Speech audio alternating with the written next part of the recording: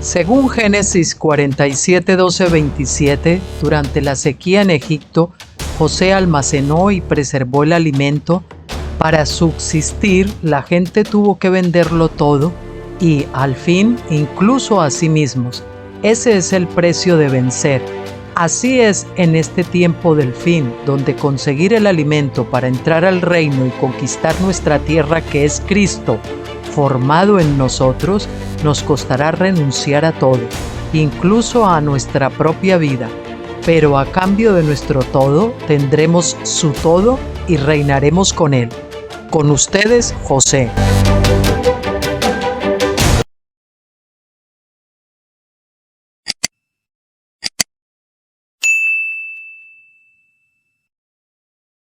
Hola, muy buenas tardes. ¿Qué tal? ¿Cómo les ha ido el fin de semana?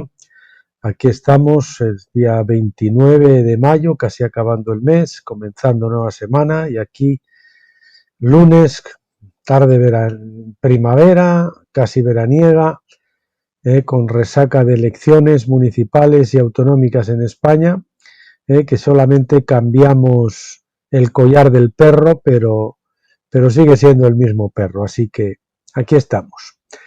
Bueno, capítulo 2 del libro maravilloso, para mí, uno de los que más me han gustado, y el primero que yo leí del doctor Stephen Jones, aparte del jubileo que escribió con Bill Britton, que se titula El trigo y los asnos de Pentecostés.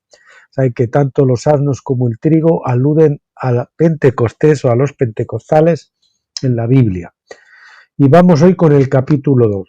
Y se titula Saúl, el rey pentecostal. Y es que hubo pentecostales también en el Antiguo Testamento, por lo menos algunos, como el rey Saúl, que es un tipo precisamente de la iglesia pentecostal de los 2000 últimos años. 40 años gobernó Saúl y 40 jubileos de la iglesia desde el derramamiento de Pentecostés hasta el año 1993 aproximadamente, los 40 jubileos. Bueno, empezamos entonces. Saúl fue coronado rey de Israel en el día de Pentecostés, por eso nosotros le llamamos pentecostal. Saúl probablemente sea la ilustración más importante en el Antiguo Testamento que manifiesta la naturaleza de Pentecostés. En su reinado de 40 años vemos el reinado de la Iglesia durante 40 jubileos, que son 1960 años, es decir, del 33 al 1993 después de Cristo. Así como el rey Saúl se coronó en Pentecostés y fue llamado por Dios para gobernar la casa de Israel, también la Iglesia fue coronada en el día de Pentecostés en Hechos 2. La Iglesia también fue llamada para gobernar como Saúl. Debía ser el principio de la monarquía en un sentido neotestamentario, y los discípulos fueron mandados por todo el mundo a convertir y bautizar a todas las naciones. Se les envió para que pusieran todas las cosas bajo los pies de Cristo, sometiendo toda la creación bajo su jurisdicción.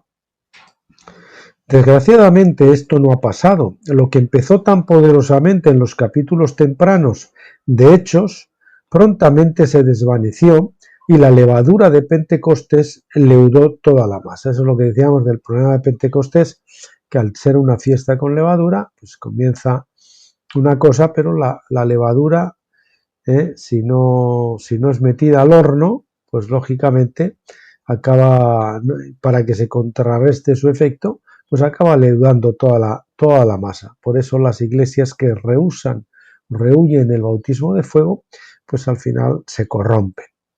Así la iglesia en los 40 jubileos pasados ha sido el cumplimiento de la historia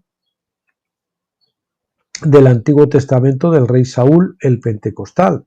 La casa de Saúl fue destinada para gobernar Israel solo temporalmente, porque él era un benjamita o benjaminita, no sé cómo será más correcto, y los reyes de Israel tenían que venir de Judá. Génesis 49:10. Así también la iglesia pentecostal del Nuevo Testamento fue destinada para gobernar por solo 40 jubileos hasta el tiempo en que los vencedores gobernarían con la unción de la fiesta de tabernáculos. Dice usted, bueno, si Pentecostés acabó en el 93, entonces ¿por qué no están gobernando los vencedores? Bueno, estamos en esa época precisamente de transición, de la edad de Pentecostés a la edad de tabernáculos, y estamos viendo cómo cae Babilonia, y automáticamente cuando caiga Babilonia, a medida que Babilonia cae, pues los vencedores irán asumiendo la preeminencia y el gobierno en ciertas naciones, y gradualmente hasta el final del milenio, hasta que la gloria de Dios cubra toda la tierra como las aguas cubren el mar. El pueblo rechazó el reino de Dios. La historia de Saúl empieza con el pueblo de Israel exigiendo un rey en 1 Samuel 8. El pueblo se había impacientado y ya no quería que Dios los gobernara directamente. 1 Samuel 8:7 dice: y dijo Yahvé a Samuel: oye la voz del pueblo en todo lo que te digan, porque no te han desechado a ti, sino a mí me han desechado, para que no reines sobre ellos. Los israelitas sentían que tenían buenas razones para estar bastante insatisfechos con el reinado de Dios sobre ellos.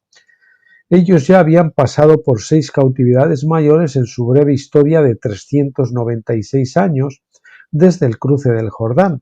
Ellos habían estado en cautividad por 111 de esos años.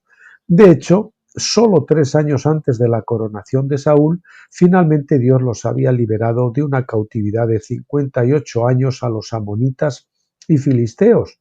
Los amonitas los habían oprimido por 18 años y entonces los filisteos durante otros 40 años. La mayoría de la gente ni siquiera se acordaba de haber sido libres en sus vidas, de haber vivido libres, ¿no? Ellos se descontentaron con el gobierno de Dios porque Él era demasiado estricto con ellos, les parecía que Él era demasiado estricto con ellos. Exigía más de ellos de lo que sus carnes podían manejar, porque cada vez que ellos se daban a un poco de idolatría, Dios los ponía en otro cautiverio. Finalmente, la sabiduría humana dictó que ellos debían tener un rey que fuera más humano, uno que entendiera sus debilidades y se complaciera de su idolatría y rebelión. Estaban en este contexto de la historia cuando la gente vino a Samuel y exigió un rey. Dios les concedió su demanda, pero les advirtió que de hecho su rey sería simplemente como ellos, sería una manifestación de sus propios corazones. Él se corrompería por el poder y usaría a las personas para su propio beneficio. Vea 1 Samuel de 8, del 11 al 18. Así que ya saben, los gobiernos que tenemos ahora, sobre todo en Occidente, pues es un reflejo de los corazones de la gente de esos países, ¿verdad? ¿Cómo Saúl fue coronado rey en Pentecostés? En 1 Samuel 9, el profeta empieza a decirnos cómo Saúl vino a ser rey. Cómo vino Saúl a ser rey, mejor dicho, ¿verdad? Repito, en 1 Samuel 9, el profeta empieza a decirnos cómo vino Saúl a ser rey. El padre de Saúl había perdido algunas asnas y le había enviado a su hijo a que las encontrara. Él no podía encontrarlas, así que decidió ir a Samuel con la esperanza que él pudiera orar a Dios para averiguar, con la esperanza de que él pudiera orar a Dios para averiguar lo que había pasado, lo que les había pasado a las asnas. Fíjate que ya lo había corregido, pero aún así, madre mía. Entre tanto, Dios le había dicho a Samuel que él le iba a enviar al hombre que iba a ser el rey de Israel. Saúl llegó en el momento correcto y así él fue coronado rey de Israel. En cuanto a la hora de su coronación, nos dicen que Saúl había buscado las asnas de su padre durante 3 días antes de ir a Samuel. En 9:20, Samuel pasó el resto del día hablando con Saúl sobre su venidero reino de Israel. Yo encuentro interesante que él habló con Saúl en el terrado, nos dice en el versículo 9:25. Capítulo 9, versículo 25. Eso era de costumbre, particularmente en la frescura de la tarde. También presagiaba el aposento alto de Hechos 1:13, por eso llama la atención. donde los discípulos se encontraban después de la ascensión de Jesús. Tenemos un terrado y un aposento alto, otra de las similitudes. El día siguiente, Samuel ungió a Saúl, en el capítulo 10, versículo 1, y le dio 3 señales por las cuales sabría que él verdaderamente era el llamado para ser el rey sobre Israel. También le dijo a Saúl que fuera a Gilgal y se quedara allí por 7 días, mientras Samuel ofrecía holocaustos y ofrendas de paz a Dios. Finalmente el día de coronación llegó. Habían pasado 10 días completos desde que el padre de Saúl le había enviado a que buscara sus asnas. Él había buscado por 3 días, fíjense, 10 días, nos recuerda los 10 días del aposento alto, ¿verdad? Le habían enviado a que buscara sus asnas. Él había buscado por 3 días y se había retrasado durante otros 7 días. Era ahora el día de Pentecostés. En el discurso de Samuel en la coronación, capítulo 12, dijo en los versículos 17 y 18, ¿no es ahora la siega del trigo? Yo clamaré a Yahvé, y él dará truenos y lluvias para que conozcáis y veáis que es grande vuestra maldad que habéis hecho ante los ojos de Yahvé, pidiendo para vosotros rey. Y Samuel clamó a Yahvé, y Yahvé dio truenos y lluvias en aquel día, y todo el pueblo tuvo gran temor de Yahvé y de Samuel. El día de la siega del trigo es el día de Pentecostés. ¿Cómo lo sabemos? Porque está escrito en la ley: a ningún hombre le era permitido segar la mies o comer de la nueva cosecha de grano hasta que hubieran presentado primero a Dios las primicias de la cosecha. Levítico 23:14 dice: no comeréis pan, ni grano tostado, ni espiga fresca hasta este mismo día, hasta que hayáis ofrecido la ofrenda de vuestro Dios. Estatuto perpetuo es por vuestras edades en donde quiera que habitéis. La terminología hebrea se desarrolló de esta ley. El día de la cosecha de la cebada, mencionado en 2 de Samuel 21:9, era el día de la ofrenda de la gavilla mecida. Mecida debe estar también mayúscula con negrita. El día de la ofrenda de la gavilla mecida, ocurriendo unos días después de la fiesta de Pascua. El día de cosecha del trigo era el día de la cosecha del trigo, era el día de Pentecostés. Estos eran los días que el sumo sacerdote ofrecía a Dios las primicias de estas cosechas recién maduradas. Solo entonces podían los hombres regresar a sus casas y empezar a segar sus mieses por su propia cuenta. Entonces el día de la siega de la cebada era el día de la ofrenda de la gavilla mecida, y el día de la siega del trigo era la fiesta de las semanas, Shavuot, conocido después como Pentecostés, fiesta de las semanas o Shavuot, y conocido después como Pentecostés. Así nosotros vemos que Saúl fue coronado el rey en el día de Pentecostés, el día de la siega del trigo. Él tuvo que esperar 10 días completos, 3 más 7, lo de los 10 días, antes de su coronación. Muchos años después, los discípulos en el aposento alto tuvieron también que esperar 10 días hasta Pentecostés, hasta que el derramamiento de Pentecostés. Hechos 1:3 nos dice que Jesús ascendió en el día 40 después de enseñar a sus discípulos durante esos 40 días después de su resurrección, el día de la siega de la cebada. Antes de su ascensión les dijo que esperaran en Jerusalén hasta que ellos fueran investidos de poder desde lo alto para llevar a cabo la gran comisión. Lucas 24:49. El Espíritu fue derramado 10 días más tarde, en el día de Pentecostés, el día de la siega del trigo, Hechos 2:1. Sugiero que la historia de Saúl también nos revela que esos 10 días se dividieron en 3 más 7 días. Así como Saúl buscó las asnas de su padre los primeros 3 días, probablemente tomaría a los discípulos 3 días para reunirse en el aposento alto.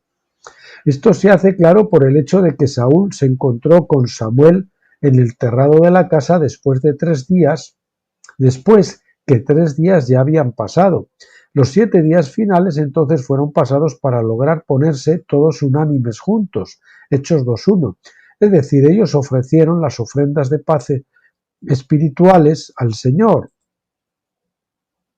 así como Samuel hizo por 7 días antes de la coronación de Saúl. Pentecostés fue un día de juicio. En la coronación de Saúl, Samuel oró que Dios enviaría trueno y lluvia, Samuel oró que Dios enviara,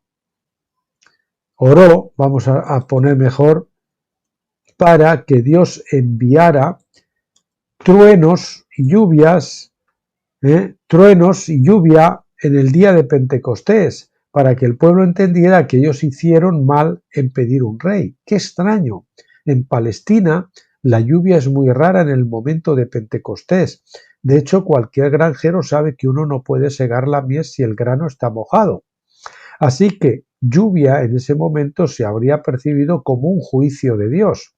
Pero Dios envió trueno y lluvia, como nosotros leemos en 1 Samuel 12 del 18 al 19. Y Samuel clamó a Yahvé y Yahvé dio truenos y lluvias. Truenos y lluvias. Así que estaba bien, truenos y lluvias. En aquel día, y todo el pueblo tuvo gran temor de Yahvé y de Samuel. Entonces dijo todo el pueblo a Samuel: ruega por tus siervos a Yahvé tu Dios, para que no muramos, porque a todos nuestros pecados hemos añadido este mal de pedir rey para nosotros. Proverbios 26:1 nos dice lo poco común que es la lluvia en el tiempo de Pentecostés. Dice así: como no conviene la nieve en el verano, ni la lluvia en la siega del trigo, se entiende, así no conviene al necio la honra. En otros términos, algunas cosas eran bastante raras, no solo en los días bíblicos, sino también en el mundo de hoy. 1, nieve en verano, raro, ¿verdad? 2, lluvia en Pentecostés, raro también. Y 3, honra al necio. Las 3 cosas raras. Así que Dios trajo la lluvia fuera de temporada en el momento de Pentecostés, con el fin de darnos un anticipo de las lluvias a su debido tiempo. Fue una lluvia parcial del Espíritu Santo llamada el bautismo del Espíritu, y sin embargo no era realmente la estación de las lluvias. En consecuencia, una lluvia fuera de tiempo puede ser mala, y una fusión del Espíritu en Pentecostés viene acompañada de un juicio por pedir un rey terrenal. Así, Samuel dijo que la lluvia en la coronación de Saúl fue para mostrarles que ellos habían obrado perversamente. Aún así, el propósito del bautismo del Espíritu Santo es empezar. Bien, estábamos mirando esto y dice que así también, he hecho esa corrección, así también el propósito del bautismo del Espíritu Santo en Pentecostés es empezar un proceso de limpieza de la maldad dentro de nosotros. Esta es la razón de que también se llame un bautismo de fuego. Ahí lo tenemos. Pentecostés viene para sofocar la levadura que hay en nosotros, para escribir la ley en nuestros corazones. A través de muchas tribulaciones tenemos que entrar en los reinos de los cielos, y cuando el Espíritu Santo viene para nosotros, viene sobre nosotros, como me gusta decir a mí, viene para llevarnos al hoyo, así como cuando el Señor, después de ser bautizado en agua del Jordán, fue impelido, empujado por el Espíritu Santo al desierto para ser tentado por el diablo. Nosotros también somos empujados de alguna manera a ser tentados por el diablo. Así que de poco nos vale reprender y reprender tantos demonios como se hace en Pentecostés, porque hasta que no hayamos muerto a la carne, ellos van a seguir obrando en nosotros, por mucho que reprendamos y reprendamos. Eso no quiere decir que de vez en cuando el Señor haga alguna liberación a través del don, personas que tienen don de liberación y cosas así, ¿no? Pero la realidad es que en Pentecostés los demonios casi campan por sus fueros, porque para eso están, para entrenarnos. Bien, esta es la razón de que también sea el bautismo de fuego, decíamos. El fuego también es purificador y un agente limpiador. Este derramamiento del Espíritu no son las noticias buenas de la perfección, sino las noticias bastante ominosas de purificación por el fuego. En este contexto nosotros vemos que el asunto primario es que los hombres quieren que el hombre los gobierne en lugar de Dios. Repito, los hombres quieren que el hombre los gobierne en lugar de Dios. Saúl fue llamado para ser el rey solo porque el pueblo había rechazado a Dios como gobernador sobre ellos. Así también la edad pentecostal ha estado dominada por el gobierno en la iglesia, por el gobierno de hombres en la iglesia que estaban en rebelión contra Dios, así como el rey Saúl presagió con su gobierno sobre Israel. Israel estaba gobernando, pero estaba en rebelión contra Dios, y así mucha gente pentecostés que han gobernado, muchos líderes, pero estando en rebelión contra Dios. No es que Saúl hiciera decretos en Israel contra la adoración a Dios o de Dios, sino que él usurpó una autoridad divina que no era suya. Esto quedó muy claro en 1 Samuel 13, cuando Saúl ofreció la ofrenda quemada él mismo, en lugar de esperar por Samuel. Debido a este pecado particular, Dios nos dijo a través de Samuel en 1 Samuel 13, del 13 al 14. Entonces Samuel dijo a Saúl: locamente has hecho, no guardaste el mandamiento de Yahvé tu Dios que él te había ordenado, pues ahora Yahvé hubiera confirmado tu reino sobre Israel para siempre. Mas ahora tu reino no será duradero. Yahvé se ha buscado un varón conforme a su corazón, al cual Yahvé ha designado para que sea príncipe sobre su pueblo, por cuanto tú no has guardado lo que Yahvé te mandó. Bueno, y así como le ocurrió a Saúl, que por impaciencia se adelantó a ofrecer él mismo la ofrenda quemada, así nos pasa en Pentecostés, que nosotros en nuestra impaciencia por hacer crecer las iglesias y por todo eso, pues hacemos obras muertas y tratamos de forzar los avivamientos por nosotros mismos y la obra por nosotros mismos, y lo que conseguimos, pues eso, ya se sabe, es que el Señor al final tenga que disciplinarnos y llevarnos por el camino que tiene que ser, y no porque el que nosotros queremos ir. Nosotros no nos gusta esperar, pero tenemos que esperar hasta que Dios se mueva, hasta que Dios venga. Y Dios va a venir cuando nosotros individualmente y la iglesia local, corporativamente, esté en condiciones de cruzar el Jordán y pasar del otro lado. Hasta que no se pase del otro lado y después en Gilgal se han circuncidado los corazones, la iglesia no está capacitada, y nosotros personalmente no estamos capacitados para hacer la obra de Dios, para ser enviados al ministerio.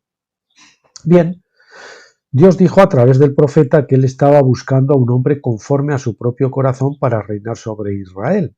Él todavía está buscando a las tales personas. Estos son los que finalmente gobernarán y juzgarán a todas las personas de la tierra, porque ellos serán sacerdotes de Dios y de Cristo y reinarán con él 1000 años. Apocalipsis 26.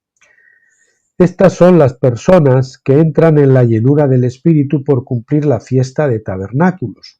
Son representados por el rey David, que reemplazó a Saúl y era un hombre conforme al propio corazón. Y así, pues vemos que la iglesia, Saúl, siempre ha perseguido al vencedor, como Saúl persiguió a David. La persecución de los vencedores se repite en la iglesia. La llamada temporal de Saúl a reinar. Saúl fue en verdad llamado por Dios, pero esa no era la perfecta voluntad de Dios. Recordemos que el cetro era de Judá, no de Benjamín, ¿verdad?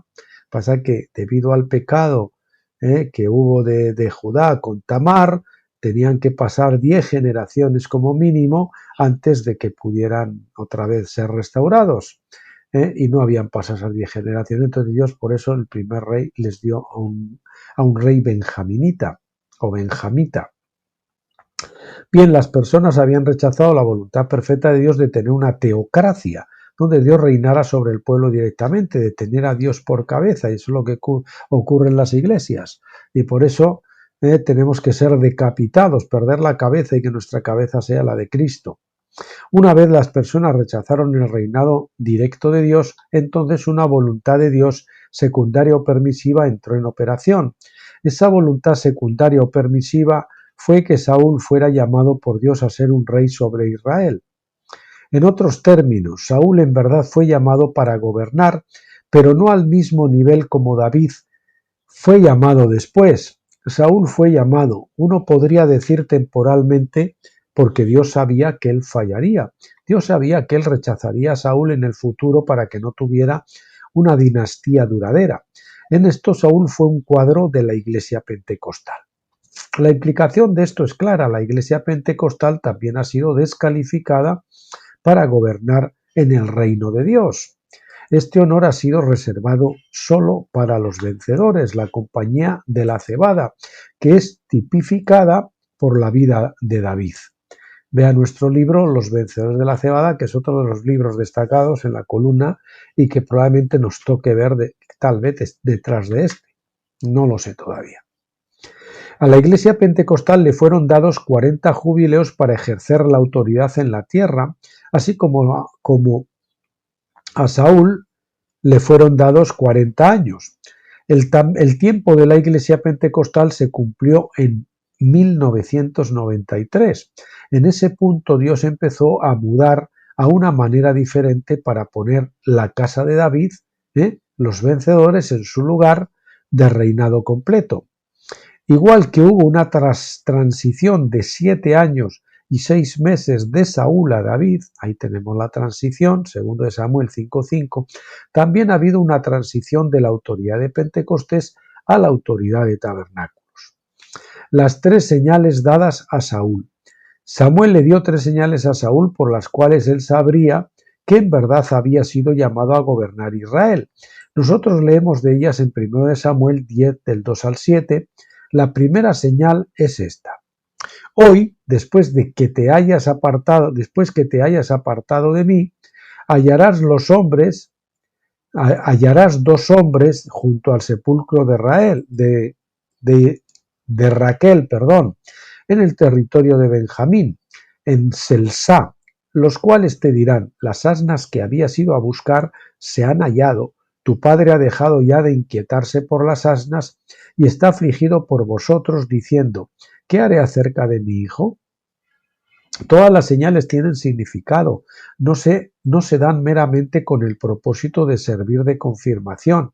Hay siempre un significado más profundo para ellas. Cuando nosotros vemos que estas señales son todas señales de Pentecostés, entonces tenemos la llave para conocer su significado. Esta primera señal tuvo lugar en la tumba de Raquel y trae a la mente una profecía muy interesante. Mateo 2, 16 al 18 cita Jeremías 31, 15 diciendo: entonces Herodes, cuando se vio burlado por los magos, se enojó mucho y mandó matar a todos los niños menores de 2 años que había en Belén y en todos sus alrededores, conforme al tiempo que había inquirido de los magos. Entonces se cumplió lo que fue dicho por el profeta Jeremías cuando dijo: voz fue oída en Ramá, grande lamentación, lloro y gemido, Raquel que llora a sus hijos, y no quiso ser consolada porque perecieron. El libro de Jasher nos da el trasfondo de esta profecía. Este libro antiguo se redescubrió en la oficina de un rabino en Venecia, Italia, en 1613, en el siglo XVII, cuando José fue vendido a esclavitud y estaba camino a Egipto. La caravana pasó por la tumba de Raquel. Raquel era la madre de José, claro, y por eso él se arrojó sobre su tumba y lloró. Nosotros leemos entonces en Jasher 42 del 37 al 40. Y José oyó una voz que le hablaba por debajo de la tierra, que le contestó con gran amargura de corazón y con una voz de lamento y oración en estas palabras: hijo mío, José, yo he oído la voz de tu lamento, yo he oído tus lágrimas, yo sé tus preocupaciones, mi hijo, y me aflige tu causa, y se agrega el pesar abundante a mi pesar. Ahora, por consiguiente, hijo mío José, espera al Señor y espera por Él y no temas, porque el Señor está contigo, Él te liberará de todo problema. Levántate, hijo mío, baja hacia Egipto con tus amos y no temas, porque el Señor está contigo, hijo mío. Y ella continuó hablando estas palabras hacia José y se quedó quieta. Bueno, parece que fue una especie de que él oía en su tumba como que su madre Raquel le hablaba y le decía y le daba estas palabras de consolación, ¿no? Bueno, el libro de Husserl fue descubierto, como les he dicho antes, en Venecia, en una oficina de un rabino en 1613, comienzos del siglo XVII. Después creo que allá por el siglo XIX fue traducido. Es un hebreo muy antiguo y por lo tanto también contiene las erratas típicas de los que escribían, los amanuenses, ¿no? Que escribían los manuscritos, hacían las copias. Y bueno, pues es un libro que menciona la escritura dos veces. El doctor Stephen Jones lo usa bastante, lo menciona bastante porque a veces hay ciertos huecos en las escrituras o lagunas o cosas que no se dicen y que nos da pues una idea de lo que pasó allí, ¿no? Y aquí pues nos está diciendo este asunto, ¿no? Y nos explica un poquito ese texto bíblico que hemos dicho de se oyó voz en Ramá, ¿no? Esta es la historia de José cuando estaba camino a Egipto. Dios estaba llevándole allá para entrenarle para reinar, mediante enseñarle a ser un esclavo fiel y prisionero gozoso. Es la voz de lamento, pero también es la voz de esperanza. Así es el bautismo del Espíritu Santo. Si queremos reinar, primero tenemos que ser llevados a la prisión, que es el bautismo de fuego, donde somos tratados hasta que nos sometemos al trato del Señor, nos convertimos en esclavos fieles y prisioneros del Espíritu gozosos. Y así, que Saúl recibiera su primera señal en la tumba de Raquel es muy significativo. Los dos hombres le dijeron a Saúl que su padre estaba afligido ahora.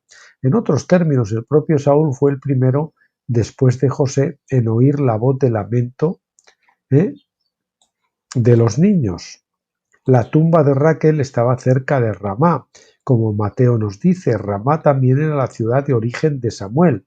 Estaba allí cuando lloró por Saúl, 1 de Samuel 15, del 34 al 35, porque él amaba a Saúl como hijo. Mateo nos dice que el rey Herodes cumplió también esta profecía cuando mató a los niños de Belén, en el momento que Jesús fue llevado a Egipto. La voz de lamento empezó con el asesinato de los niños por Herodes. Esto se extendió con la persecución de la iglesia temprana por los judíos, la primera iglesia, por los judíos. Se extendió más allá con la persecución romana y finalmente se extendió a través de la época de la superstición o la ignorancia, cuando la iglesia persiguió y mató a sus vencedores. La edad de Pentecostés ha sido en verdad una edad de mucho lloro. En ningún momento durante los 40 jubileos del 33 después de Cristo a 1993 después de Cristo podemos decir que los santos estuvieron reinando y gobernando con Cristo. En cambio, los verdaderos pentecostales eran puestos en el fuego para que la levadura pudiera ser horneada y sacada fuera de ellos. Los pentecostales falsos que florecieron durante esta edad pasada se quedaron sin cocer y llenos de levadura. Así ha sido una edad del reino de Saúl, la edad pentecostal, y la persecución de David. Ha sido una edad del reino de Saúl y la persecución. La edad pentecostal ha sido una edad del reino de Saúl y de la persecución de David, es decir, de los vencedores. Nosotros estamos ahora cerca del fin de este tiempo de lloro, de lamento, cuando Dios lo convertirá en regocijo. Que ya saben que no viene el anticristo a asumir el mando, lo que asumen el mando son los santos del Altísimo, como dice muy claro en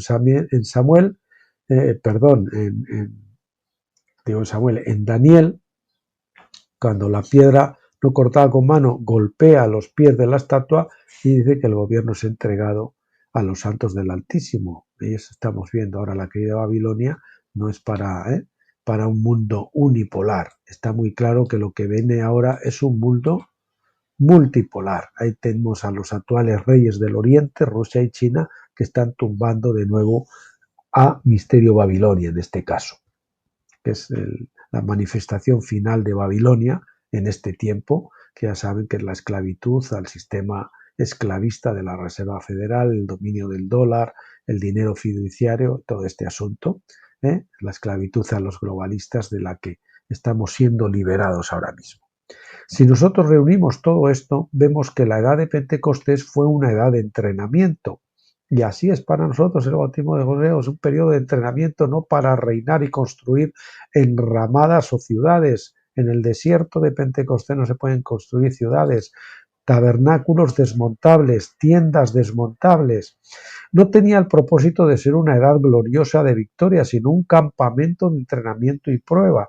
Tenía que ser una edad de opresión, pero era necesaria en el plan total de Dios para enseñarle a su compañía de David, los vencedores, cómo no ser tiranos. Todos los cristianos están en entrenamiento para gobernar, pero solo unos pocos alcanzarán ese premio del alto llamamiento de Dios. El resto se amargará con el llanto, sin permitir que el principio de jubilar del perdón los consuma. En su amargura sus corazones se endurecen como el de Saúl y ellos mismos se convierten en opresores del pueblo de Dios. Voy a copiar esto. Saúl y David representan dos tipos distintos de cristianos en esa edad. Saúl representa a aquellos que oprimirían y David representa a aquellos que son oprimidos, que serían, vamos a poner por seguir lo mismo, que serían oprimidos, pero que vencen. Así como Rael lloró por su hijo José al comenzar su esclavitud egipcia, así también Dios llevó a Saúl a su tumba al comienzo de la esclavitud de Israel. Fue una señal ominosa, pero profética de la edad pentecostal por venir. La segunda señal se da en 1 Samuel 10, versículos 3 y 4. Y luego que allí sigas más adelante y llegues a la encina de Tabor, te saldrán al encuentro 3 hombres que suben a Dios en Betel, llevando uno 3 cabritos, otro 3 tortas de pan y el tercero una vasija de vino, los cuales, luego que te hayan saludado, te darán 2 panes, los que tomarás de mano de ellos. Estos 3 hombres aparentemente estaban en camino a Betel para celebrar la fiesta de Pentecostés, que faltaba una semana para guardarla. Recuerde, todavía David no había nacido y él es el que conquistó la ciudad de Jerusalén. Así que estos hombres no iban a Jerusalén para guardar la fiesta, ni ellos podían ir a Silo, que había sido el lugar original donde el arca había sido puesta. Silo había sido destruida cuando el arca fue tomada por los filisteos 3 años y medio antes. Al parecer, un centro sacerdotal había sido establecido en Betel, por lo menos temporalmente. Este era el lugar donde Jacob había tenido su sueño-visión de los ángeles ascendiendo y descendiendo, y donde él había ungido la piedra. Vea Génesis 28. En el viaje de Jacob a Harán y de regreso, sus paradas mayores representan modelos tempranos de los días de fiesta de Israel. Ya que esto es demasiado largo para explicarlo aquí, nosotros podemos decir que la parada de Jacob en Betel significó la fiesta de Pentecostés. Para un estudio más completo de la estadía de desierto de Jacob y su manifestación de los días de fiesta, vea el capítulo 4 de nuestro libro Las leyes de la segunda venida, que se lo recomiendo a todos arduamente, porque las leyes de la segunda venida, la escatología está sujeta a unas leyes que están en el Antiguo Testamento y las tenemos en las fiestas de otoño. Si no conocemos las fiestas de otoño, nuestra escatología va a estar, como se dice, patas por hombro o algo así, ¿no? Los 3 hombres en camino a Betel llevaban vino para la libación de Pentecostés. Levítico 23, 18, y un macho cabrío y 2 corderos, probablemente para sacrificio, perdón, creo que la expresión es manga por hombro, patas por hombro. Los 3 hombres, sin embargo, a Betel llevaban vino para la libación pentecostal, Levítico 23, 18, y un macho cabrío y 2 corderos, probablemente para el sacrificio pentecostal, Levítico 23, 19. Bien, no me he quedado con la curiosidad y lo he mirado y la expresión es manga por hombro o mangas por hombro, ¿no? Que está cosido al revés la manga, o sea, lo que debía estar en la empuñadura está cosido al revés, ¿no? O sea, la manga al revés, o sea, las cosas trastocadas. También es significativo que ellos llevaran 3 panes y dieran a Saúl 2 de ellos. Recuerde que en Pentecostés el sumo sacerdote había de ofrecer a Dios 2 panes horneados con levadura. Los hombres probablemente iban a Betel con las primicias del trigo horneado con levadura. 2 de los panes fueron dados a Saúl proféticamente para identificarlo como pentecostal. La tercera señal es con mucho la más obvia. Primero de Samuel 10, del 5 al 7 dice: Después de esto llegarás al collado de Dios donde está la guarnición de los filisteos, y cuando entres allá, en la ciudad encontrarás una compañía de profetas que descienden del lugar alto, y delante de ellos salterio, pandero, flauta y arpa, y ellos profetizando. Entonces el Espíritu de Yahvé vendrá sobre ti con poder, y profetizarás con ellos, y serás mudado en otro hombre. Y cuando te hayan sucedido estas señales, haz lo que te viniere a la mano, porque Dios está contigo. Claro está, estas 3 señales ocurrieron mientras Saúl iba de la casa de Samuel en Ramá a Gilgal. A Gilgal, 1 Samuel 10, del 9 al 11 dice, destacamos lo de Gilgal.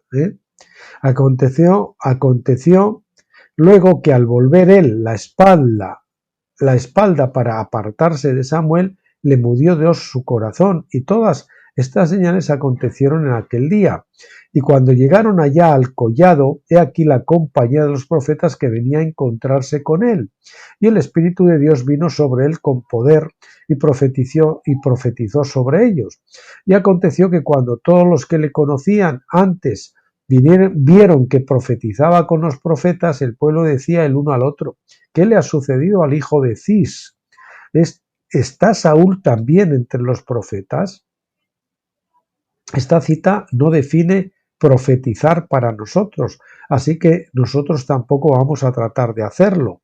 No define a qué se refiere profetizar para nosotros, ¿no?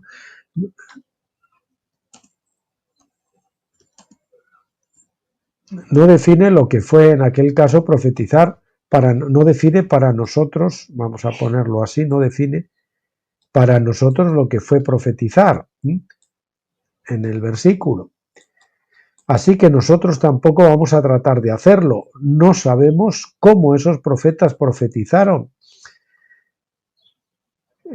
¿Fue esto una referencia a cantar en el espíritu, o tal vez a cantos espirituales? El texto no nos dice eso claramente, pero una cosa es bien clara: esto es de verdad una señal pentecostal. El hecho de que Saúl fue coronado una semana después, el día de Pentecostés, hace abundantemente claro que esto es como Dios quería que nosotros interpretáramos estas señales. Repito, el hecho de que Saúl fue coronado una semana después, el día de Pentecostés, hace abundantemente claro que esto es como Dios quería que nosotros interpretáramos estas señales. ¿Está Saúl también entre los profetas? Esto se volvió un proverbio en Israel, 1 Samuel 10:12. ¿Por qué? ¿Qué significaba? Con el transcurso del tiempo llegó a ser evidente que Saúl era a la vez profeta y opresor de aquellos que estaban bajo él, y los hombres empezaron a usar ese refrán como un proverbio. Esta aparente incongruencia es el punto focal del proverbio. ¿Cómo un hombre como Saúl podía profetizar? ¿Cómo pudo venir el Espíritu de Dios sobre un vaso tan imperfecto? ¿No vendría el Espíritu de Dios solamente sobre un hombre virtuoso? Pero no, el Espíritu se derramó sobre Saúl, un hombre injusto. La gente quiso ser gobernada por los hombres antes de venir el tiempo del gobierno de David, el vencedor. Así que ellos recibieron a Saúl, que no era vencedor, sino solo un pentecostal. Así, cuando un israelita se encontraba con una contradicción que no entendía, alguna incongruencia en la vida, él citaría el proverbio: ¿está Saúl también entre los profetas? Es decir, algo al revés, algo incongruente, algo trastocado. Esto tiene significado para nosotros hoy, pues los que están en el reino de Pentecostés también son imperfectos. En el siglo pasado en particular, con el surgimiento del movimiento pentecostal en los tempranos años de 1900, nosotros podemos señalar a los que son imperfectos a pesar de que afirman haber recibido el bautismo del Espíritu Santo. En años más recientes, la prensa ha expuesto a muchos televangelistas que parecen tener una unción profética y mientras todavía su carácter se queda corto de la vida vencedora.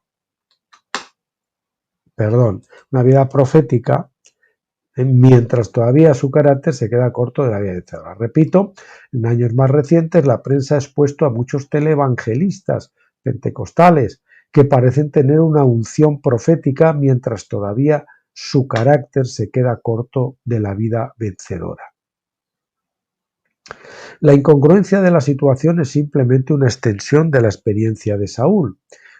Es decir, como en un hombre tan imperfecto, pues que comete fornicación o comete pecados, o es injusto, o es tiránico, o se aprovecha de la gente y se hace rico y todas estas cosas, ¿cómo pueden tener esos dones? ¿Cómo pueden tener esas manifestaciones a través de ellos el Espíritu Santo? Pues sí, se puede dar en Pentecostés.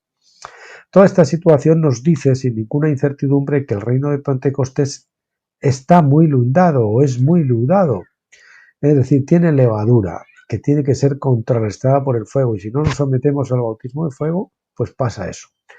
No, con mayúsculas, no es un reino de perfección, es un reino en que pecadores son bautizados en el Espíritu Santo, y simplemente porque ellos hayan tenido una tremenda experiencia con el Espíritu Santo no significa que ahora sean sin pecado. Los pentecostales necesitan entender esto para que puedan ver las limitaciones de su unción pentecostal. A menudo nos sentimos obligados a fingir una muestra de perfección para evangelizar a otros con la misma experiencia. ¿Cuántas veces hemos hecho esto en Pentecostés? Nos sentimos obligados a fingir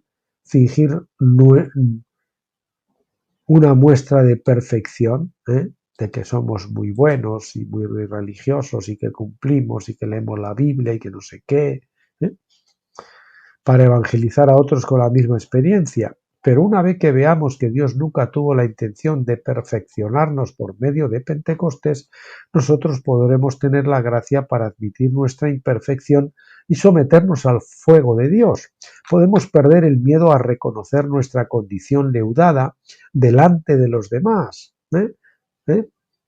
Somos imperfectos en Pentecostés. Tenemos una mezcla. Estamos todavía en la carne. Estamos todavía en el desierto. No nos debemos de avergonzar de eso.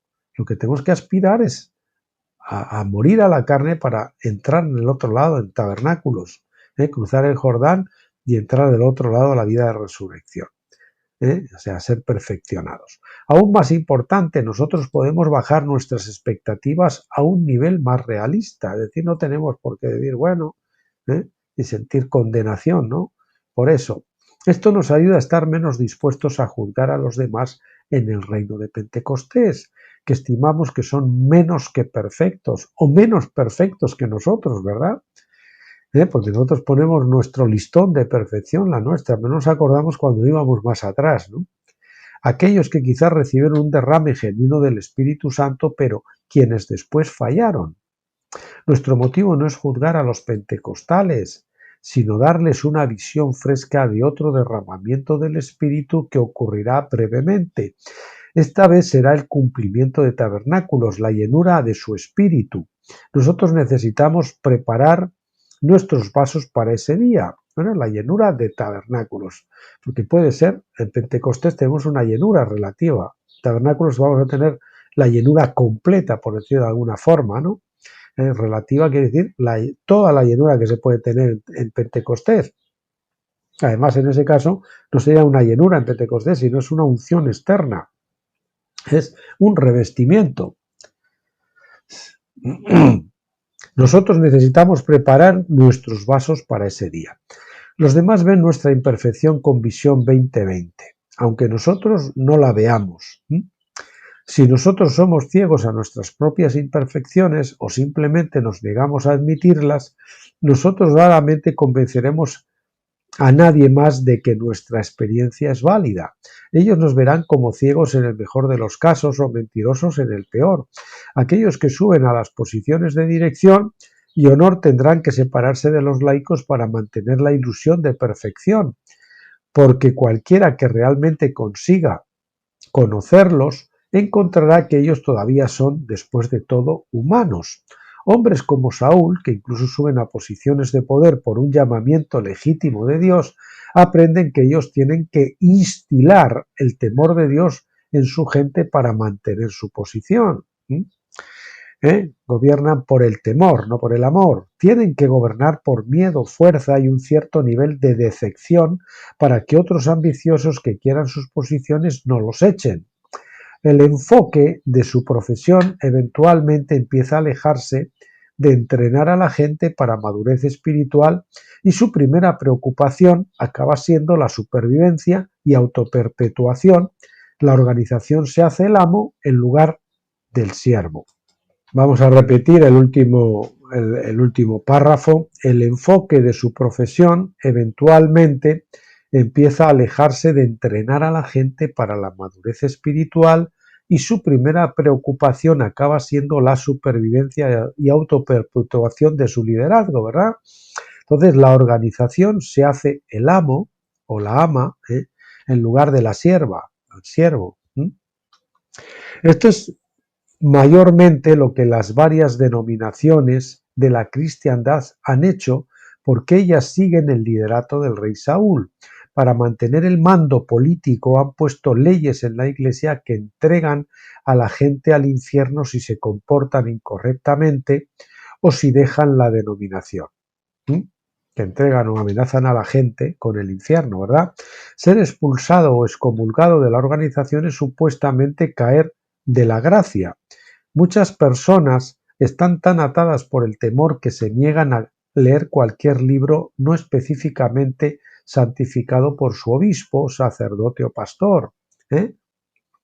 Tienen miedo de que alguien fuera de su iglesia o denominación pudiera tener alguna verdad realmente no conocida por sus propios líderes. Y entonces, ay amigo, me meto en problemas. Tienen miedo de poder ser convencidos de esa verdad y que sus líderes pudieran excomulgarlos y condenarlos al infierno por ello. Entonces prefieren la táctica de la avestruz, mejor no conocer para que no tenga un enfrentamiento, me van a echar de la iglesia o todo eso, ¿no? Para prevenir tal situación es simplemente más fácil y más seguro hacer lo mínimo que se requiere en sus iglesias, es lo que se consigue en Pentecostés. Y así los saúles en las iglesias oprimen a las personas y les impiden crecer a la medida de la estatura de la plenitud de Cristo.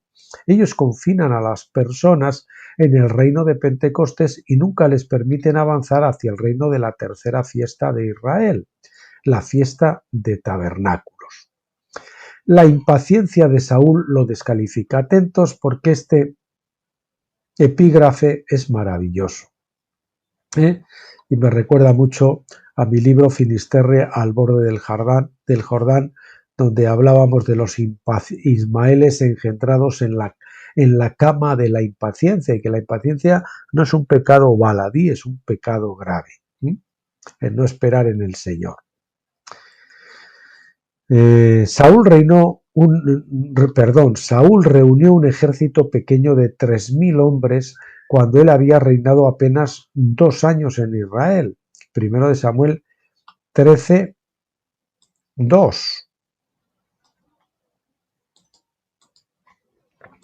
Él tenía otros voluntarios, pero envió el resto a sus casas pero envió al resto a sus casas para identificar esto como un ejército pentecostal. Recuerde que en el día de Pentecostés, en Hechos 2, había 3.000 personas, por eso había puesto aquí 3.000 hombres en negrita. Había 3.000 personas que se agregaron a la iglesia. En Hechos 2:41. Este número se repite a menudo en las Escrituras cuando está refiriéndose a una historia sobre Pentecostés, 3.000. El ejército de Saúl se reunió en Gilgal, el mismo lugar donde Saúl fue coronado rey hacía solo 2 años. Una vez más, Samuel dijo a Saúl que esperara 7 días, 1 Samuel 13:8. Esta era una virtual repetición del día de coronación de Saúl, excepto esta fue una virtual repetición del día de coronación, del día de la coronación de Saúl, excepto que yo creo que esta tuvo lugar en la semana de tabernáculos. Fue su oportunidad de mostrar que él era un vencedor que podría cumplir con la fiesta de tabernáculos, pero falló.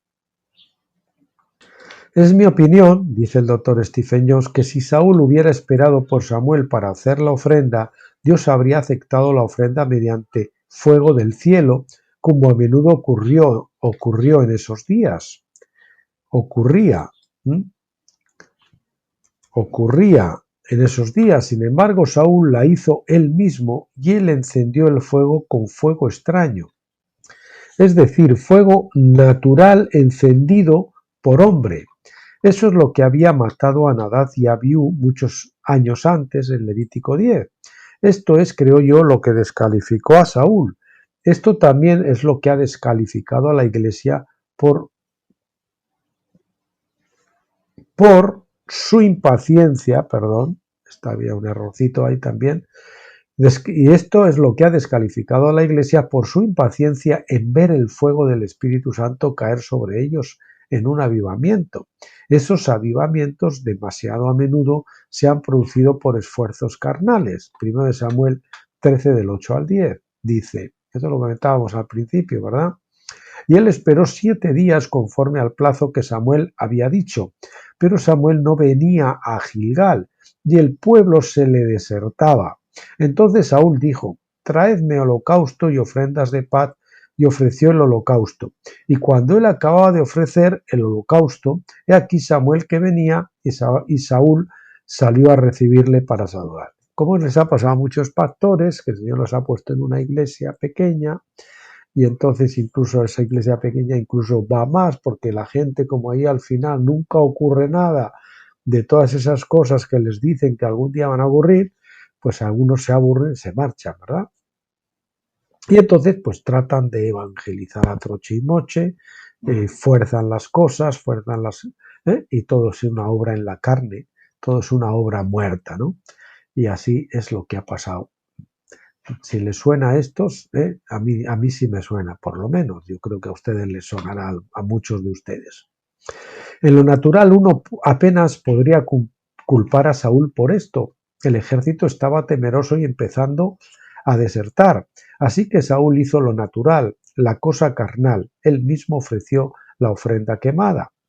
Esta historia fue escrita para que nosotros pudiéramos saber específicamente lo que ha descalificado a la Iglesia Pentecostal para gobernar en su reino, el pecado de impaciencia. Fíjense, es importante, repetimos, esta historia fue escrita para que nosotros pudiéramos saber específicamente lo que ha descalificado a la Iglesia Pentecostal para gobernar en su reino, el pecado de impaciencia. Esto se manifiesta de varias maneras. Primero, como ya hemos mencionado, nos ponemos impacientes por nuestra espera. Por eso la Biblia dice tanto, espera en el Señor y espera en Él. No te impacientes a causa de los malignos, etcétera, ¿no? Entonces concluimos finalmente que si nosotros no hacemos, nadie lo hará. Eso es lo que pensamos, que si nosotros no lo hacemos, nadie lo hará. Así que corremos a por los fósforos y programamos los avivamientos para que el Espíritu Santo sepa cuándo tiene que ir. La carpa del avivamiento, o el avivamiento programado para no sé cuánto, tal, como si eso lo pudiéramos producir a discreción. Nosotros fijamos nuestros propios tiempos señalados. Samuel dijo que esperara 7 días al tiempo señalado, pero Saúl se gobernaba por el miedo de los filisteos, pensando que si él esperaba más, los filisteos lo vencerían. Del mismo modo, los pentecostales también son llevados a menudo por un oculto temor de que si ellos no ven los fuegos de avivamiento cayendo pronto en la iglesia, los filisteos, es decir, la carne, los vencerá. Tienen miedo de que las personas se esparcirán, dejarán la iglesia, si ellos mismos no ceban la bomba. Pero al ofrecer el sacrificio ellos mismos, la carne prevalece y como quiera la misma cosa que ellos temen ocurre. Es decir, consiguen el efecto contrario.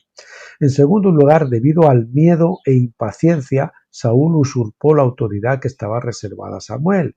Y en tercer lugar, Saúl ofreció fuego extraño, un avivamiento artificial.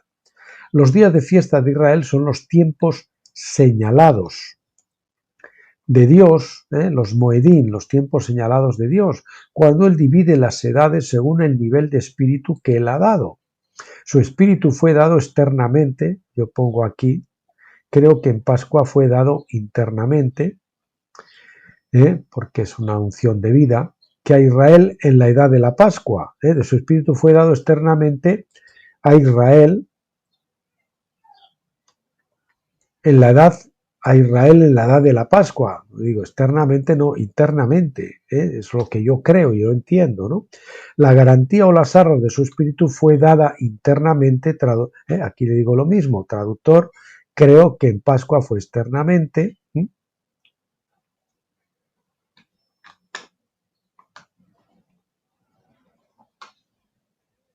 Perdón, aquí no es en Pascua. Creo que en Pentecostés, pues tomad la nota, creo que en Pentecostés fue externamente una investidura de poder, en la edad de Pentecostés, empezando en Hechos 2. Nosotros estamos ahora al final de esa edad y estamos en la transición a la edad de tabernáculos, en que pronto Él va a derramar su espíritu a nosotros en su llenura, en su plenitud, así que va a ser una plenitud. Aquí somos llenos en la Pascua, a nivel de la Pascua, somos revestidos de poder en Pentecostés y somos llenados otra vez de vida cuando cruzamos el Jordán y tenemos la vida de resurrección, y cuando sea derramada la doble porción, entonces también tendremos una unción externa de tabernáculos. Dos unciones, de vida y la unción de poder. Estos son todos los tiempos señalados, o Moedín, como les he dicho antes. Estos son todos los tiempos señalados. Dentro de cada uno de ellos, sin embargo, hay derramamientos más pequeños llamados avivamientos, que son gobernados por la edad en que ocurren y se limitan a esa edad.